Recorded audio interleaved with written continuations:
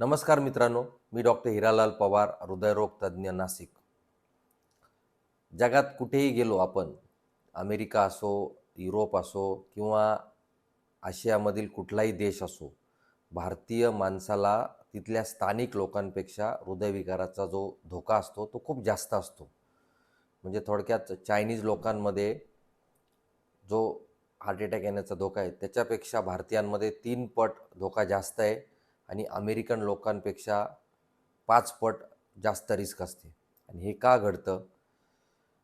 त्याची एक स्टडी पण चालू आहे, coronary artery disease in Indians, त्याला कॅडिल स्टडी म्हणतात. ती एक अमेरिकेत स्टडी सुरू आहे आणि त्या स्टडीचा एकच उद्देश आहे की भारतीयांमध्ये हृदयविकाराचा जो प्रमाण आहे ते इतकं जास्त का आहे, त्याची कारणं काय आहे. तर सगळ्यात पहिलं कारण आहे ते म्हणजे आपलं जिनेटिक्स, वंशपारंपरागत प्रवृत्ती.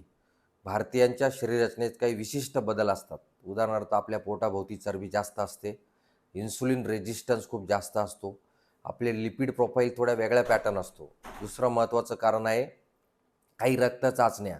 उदाहरणार्थ, लायपोप्रोटीन ए लेवल आपल्या भारतीयांमध्ये खूप जास्त मिळतात. होमोसिस्टिन लेवलसुद्धा खूप जास्त असतात, ज्याच्यामुळे आपल्या धमन्यांमध्ये ब्लॉकेज होण्याची शक्यता असते.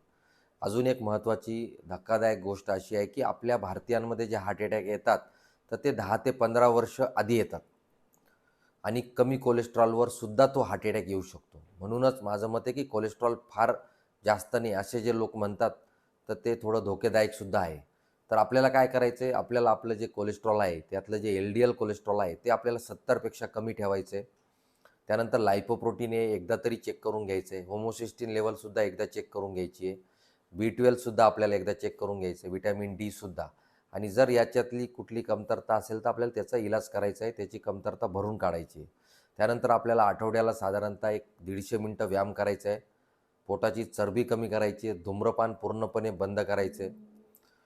मित्रांनो, आपण भारतीय आहोत, आपल्याला रिस्क जास्त आहे, पण आपण जर जागृत राहिलो, सजग राहिलो, तर आपण हृदयविकार टाळू शकतो आणि आपल्या कुटुंबासाठी, आपल्या मुलांसाठी आपल्याला जपायचं आहे, आपलं हृदय जपायचं आहे.